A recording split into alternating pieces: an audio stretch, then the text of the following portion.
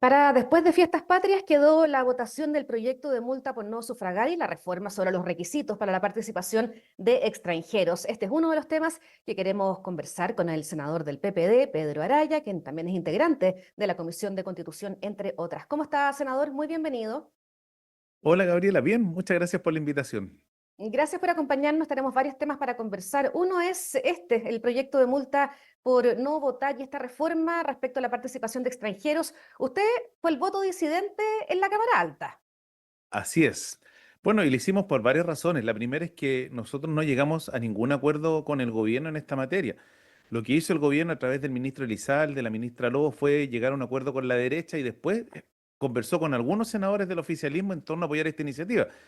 En lo personal le había planteado que no estábamos disponibles a apoyar la multa por varias razones, porque nos interesaba resolver un par de temas que a mi juicio no resuelve este proyecto. En primer lugar, hay un tema que tenemos que hacernos cargo. Hoy día tenemos una cantidad importante de chilenos y chilenas que no quieren participar del proceso electoral por distintas razones, por filosóficas, religiosas, políticas, y no tienen hoy día un sistema para desinscribirse del padrón.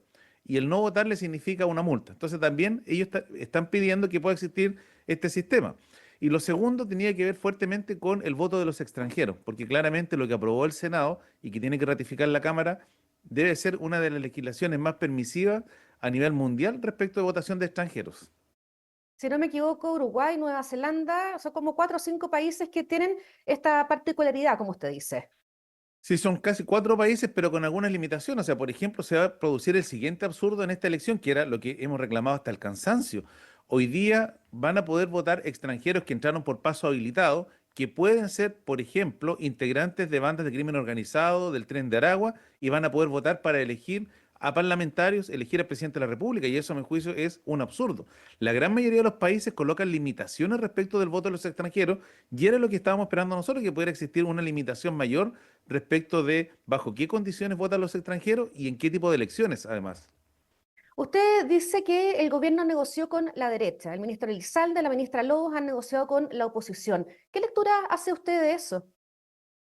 O sea, yo creo que la lectura es que el gobierno, primero en el tema de cómo se conforma el padrón electoral, es decir, si había voto con multa y voto de los extranjeros, enredó una discusión y creo que nunca tuvieron mucha claridad de qué es lo que querían hacer con este tema. O sea, de hecho, si uno mira lo que pasó en el tiempo, nunca hubo una línea clara por parte del gobierno respecto de cuál era la posición que iban a asumir y defender en el Congreso. Y por eso hoy día nos encontramos en este entredicho que muy a última hora, casi a menos de 2 meses de la elección, todavía se está discutiendo el tema de la multa y el voto de los extranjeros. Probablemente lo que el gobierno negoció es tratar de sacar este proyecto o algún otro proyecto que le interese, poder destrabar algunos temas ya en la recta final de lo que va quedando el gobierno del presidente Boric. ¿Una negociación, dice usted? Yo creo que sí, yo creo que aquí hubo una negociación porque si uno mira la línea de tiempo que tuvo el gobierno, la línea argumental, nunca fue claro qué es lo que estaba pensando el gobierno en materia de conformación del padrón electoral. O sea, y de hecho, basta recordar que este no fue un tema que el gobierno impulsara en la agenda, salvo hasta que la derecha o un sector de la derecha empezó a presionar porque se regulara la multa y el voto de los extranjeros. Uno se pregunta que por qué el gobierno va a querer estar negociando con la derecha.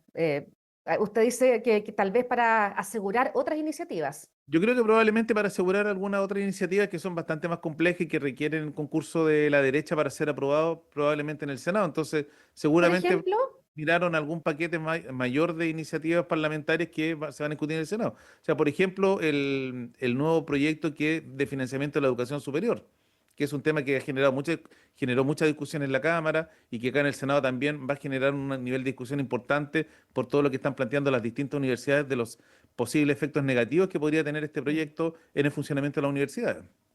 hay varios temas que usted ha puesto sobre la mesa. Uno, que hay gente que no quiere votar por distintas razones, pero ¿no Así cree es. que es más importante una gran participación para validar elecciones, para que haya una gran representación? Y esto obviamente, no sé si sea más democrático, pero obviamente cuando hay más participación es distinto que cuando hay una baja participación. O sea, efectivamente, sí, lo que uno esperaría siempre que en los distintos procesos electorales participe la mayor cantidad de gente, pero tú no puedes ocultar que tienes un porcentaje importante de gente que no le gusta participar por distintas razones. Y acá podemos volver nuevamente a entrar a una discusión que se dio hace un tiempo respecto de si el voto es un derecho o una obligación. Pero basta pensar, por ejemplo, que en este mismo nivel de participación tienes una cantidad importante de gente que termina votando nulo o blanco. ¿Qué Mm. producto van a votar Claro, eso pero es una porque no tienen alternativa. opción? Claro, Claro. entonces muchas de estas personas dicen, bueno, ¿yo por qué debería ir a votar si a mí lo que me interesa es que como el sistema automáticamente, cuando se cambió el sistema, me dijo, mire, la inscripción es automática, pero el voto es voluntario, no había problema. Pero cuando, claro, se cambia la regla y se dice ahora la inscripción es automática y el voto es obligatorio, justamente los reclamos que uno recibe una cantidad importante de ciudadanos que ellos también quieren un sistema que les permita en el fondo desinscribirse y salir del sistema electoral. Entonces, eso también yo creo que había que hacerse cargo. Dos, tampoco nos hicimos cargo hoy día, yo creo que queda un poco en la duda respecto a qué es lo que va a ocurrir con el financiamiento de las campañas, respecto de los montos que se van a reembolsar a los distintos candidatos del proceso electoral, que ese es un tema que se abordó en el caso de gobernadores y alcaldes, pero no se aborda en el caso de la presidencial y la parlamentaria. Mm. Lo otro que usted ha dicho es que las multas en la práctica van a ser incobrables o muy, muy difíciles de cobrar, que es lo que ha pasado en otras elecciones. Es que así es, porque uno tiene que pensar lo siguiente, Gabriela. Nosotros cada vez le hemos ido entregando mayores atribuciones y mayores responsabilidades a los juzgados de policía local. Y eso no ha ido de la mano con un aumento de funcionarios, de recursos para poder llevar adelante las distintas tareas que se le encomiendan en temas tan diversos como son convivencia vecinal, infracciones de tránsito, juicio de indemnización por choque, entre otras cosas. Entonces, claro, cuando al juzgado de policía local le llega la nómina de electores que no votaron, que suelen ser una cantidad importante, no tienen posibilidad alguna de empezar a notificar uno a uno a esos electores de que están en una infracción y proceder al cobro. Entonces, en la práctica, esto se vuelve en un incobrable.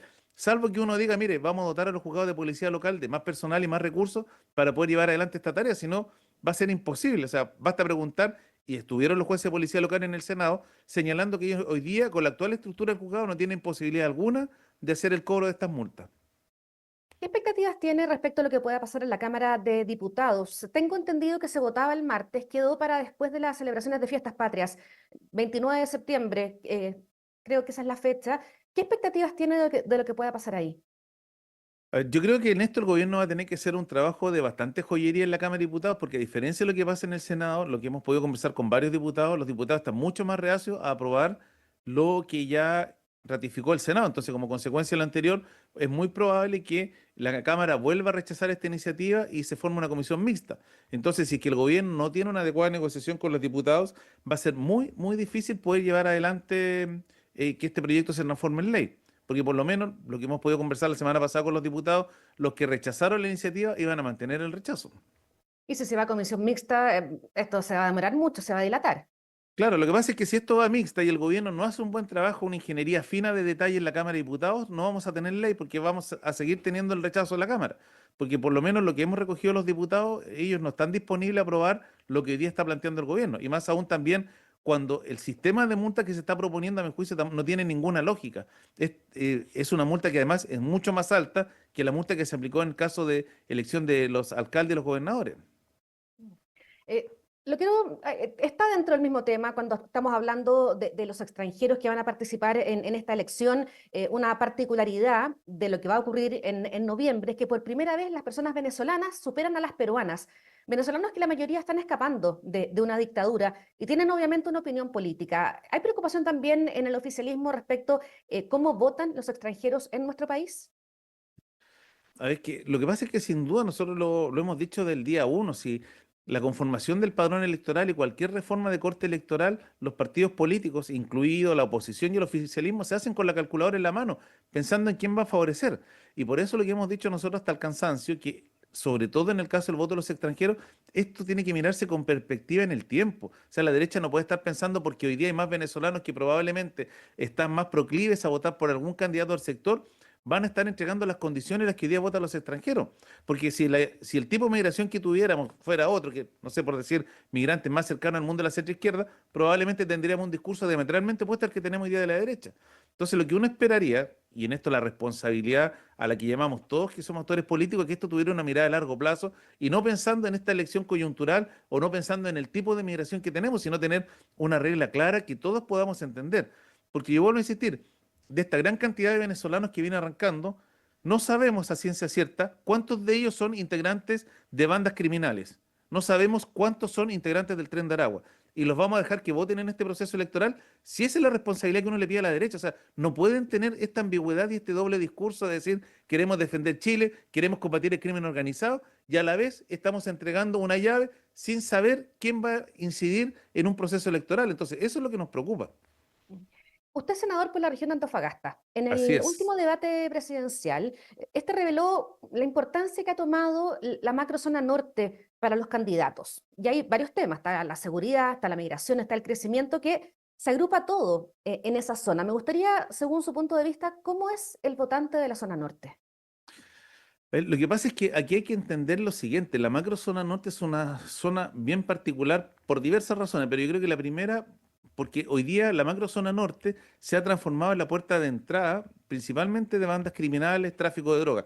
Nosotros estuvimos conversando la semana pasada con el fiscal regional de Antofagasta, Juan Castro Vecchios, que ha hecho un tremendo trabajo para focalizar el trabajo de la persecución penal de la Fiscalía de la región de Antofagasta en tema de tráfico de drogas y la cantidad de droga que llevan decomisada este año ha superado con creces la de los años anteriores. Entonces, lo que tenemos hoy día es un problema de vulnerabilidad de frontera que muchas veces no se entiende porque cuando uno lo mira en el mapa dice, ah, esto es súper fácil de controlar, pero cuando uno va al lugar y ve lo O sea, al accidentado que es la contrario, es muy geografía, difícil. el clima, es muy difícil de controlar. Yo reconozco y felicito el tremendo esfuerzo que hace Carabineros de la región de Antofagasta, las Fuerzas Armadas en custodiar la frontera, porque es una lucha permanente. O sea, las condiciones geográficas, climáticas son complejas. Lo mismo ocurre en la zona de Tarapacá. Y a eso se agrega que Antofagasta, principalmente la región de Antofagasta, tiene una particularidad, que es probablemente la región del país donde mayor actividad económica hay producto de la minería. Entonces, claro, tenemos una cantidad importante de gente que es antofagastina, que nació en la ciudad, en la región, que se crió, que vive ahí, pero tenemos hoy día una migración tanto de chilenos que van a buscar trabajo en Antofagasta como de extranjeros que han llegado. Entonces, es una zona que se ha transformado por producto de la actividad económica con mucha diversidad cultural, donde hoy día el votante antofagastino no es el votante de hace 20 o 30 años atrás.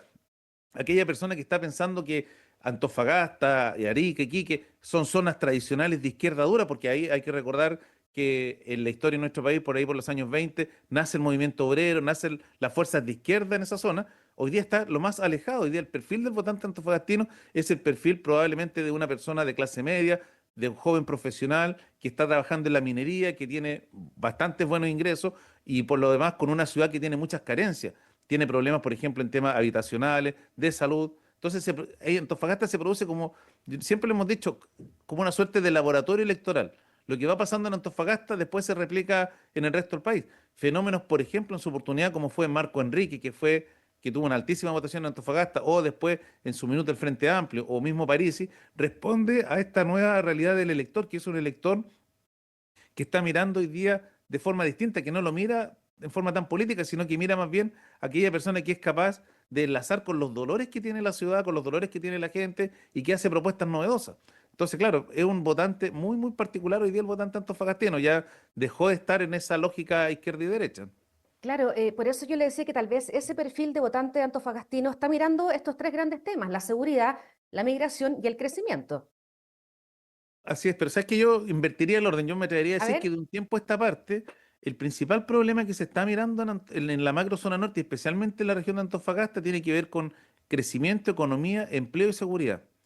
Porque la claro, hoy día lo seguridad que se... usted lo coloca en el último lugar. Yo no te diría que en el último lugar, pero creo que el crecimiento y el empleo hoy día están al mismo nivel o levemente superior al tema de seguridad. Yo creo que hoy día el tema de empleo, o sea, por ejemplo, o sea, uno de los temas que nos está reclamando mucho la gente en Antofagasta, en un par de reuniones que tuvimos hace un par de días atrás, en Antofagasta, en Calama, en Tocopilla, muchos papás nos dicen, mi hijo es profesional, sacó título y no tiene pega. Y hoy día está trabajando en cualquier cosa, pero no en lo que estudió.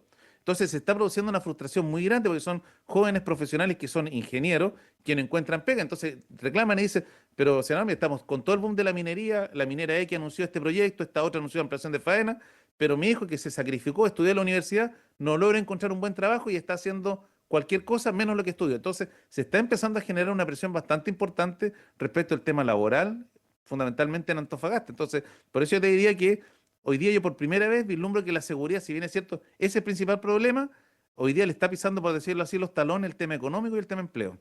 El tema empleo, ¿le complica que la candidata oficialista haya sido la ministra del Trabajo, que hoy día ha sido muy cuestionada por su gestión, obviamente por la cifra de desempleo que tenemos en el país? Es que a mí no me cuestiona porque yo creo que todos los candidatos, todos quienes ejercemos cargos de representación popular o cargos de responsabilidad, siempre tenemos luz y sombra en nuestras gestiones. O sea, nadie, y yo no conozco ningún persona que haya estado en algún ministerio o haya sido presidente de la República o parlamentario, que solo haya tenido éxito o que no haya tenido problemas. En el caso de la ministra Jara, yo creo que esto hay que mirarlo en su conjunto. Yo creo que ahí hay que reconocer que efectivamente a ella les tocó un momento complejo en el tema de empleo, le tocó, hay que recordar, reactivar buena parte de la economía del país que venía saliendo de una pandemia con una gran cantidad de, principalmente de pymes quebradas, pero también les tocó llevar adelante probablemente una de las reformas más importantes del último tiempo, que fue la reforma previsional, que logró aunar voluntad y tener hoy día una reforma que, si bien es cierto, probablemente no es lo que todos esperamos, es una reforma que va a permitir que mucha gente hoy día reciba mejores pensiones de las que tienen. Hay candidatos, senadores, que están buscando conquistar la macrozona norte con discursos bien duros respecto a la migración, minar la frontera, expulsar a los que ingresan irregularmente. ¿Qué le parecen esas ideas? O sea, yo creo que los que son candidatos presidenciales debieran hacer propuestas serias respecto de cómo abordar fenómenos tan complejos como son la migración irregular, crimen organizado y el lavado de activos, porque en el fondo hay muchas de esas propuestas que uno sabe, ya la ha escuchado y sabe que no tiene ninguna posibilidad de realizarlas. O sea, pensemos, por ejemplo, el presidente Trump, con todos los anuncios que hizo de la cantidad de extranjeros que iba a expulsar que estaban ilegales en Estados Unidos, no ha logrado acercarse a la mínima parte de lo que quiere expulsar. Y en el caso de Chile ocurre lo mismo. Hoy día nosotros ya tenemos un problema real con una cantidad importante de migrantes que ya están en Chile, que tenemos que detectarlo y que tienen que ser expulsados. Entonces, claro, es muy difícil, es muy fácil hoy día en tiempo de campaña decir voy a expulsarlo a todos, cuando todos sabemos que eso es imposible. Sí, yo creo que aquí hay que hacer un juicio de realidad respecto a cómo se abordan los temas.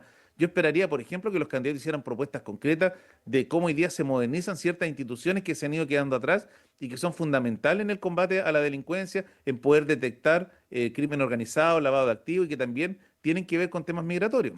Bueno, pero hay sectores de la izquierda que no dan los votos para que se aprueben esas iniciativas. Eso estamos totalmente de acuerdo y ha sido la gran crítica que le hemos hecho a una parte importante del Partido Comunista y del Frente Amplio, que no han entendido la dimensión del problema migratorio y no han entendido la dimensión que es el problema de crimen organizado, porque claro, una cosa es hablar de crimen organizado y otra cosa muy distinta es cuando los vecinos lo viven día a día en sus barrios, en sus ciudades, en sus casas. O sea, a nosotros nos preocupa, y lo hemos dicho hasta el cansancio, nos preocupa, por ejemplo, en el caso de la región de Antofagasta, de la cual yo soy senador, nos preocupa el crecimiento indiscriminado que tenemos hoy día de campamentos. Se lo hemos hecho ver al ministro Montes. Hoy día los campamentos en Antofagasta se están transformando en verdaderos favelas, donde la policía no puede entrar. Y lo que no puede ocurrir es que si el Estado no interviene, después esos van a ser lugares infranqueables donde los delincuentes van a poder hacer y deshacer. Entonces, hay una serie El de temas ministro que Montes un lleva sector muchos tiene años que ahí dejar de mirar y eso tan continúa, ilosamente. o ha empeorado incluso.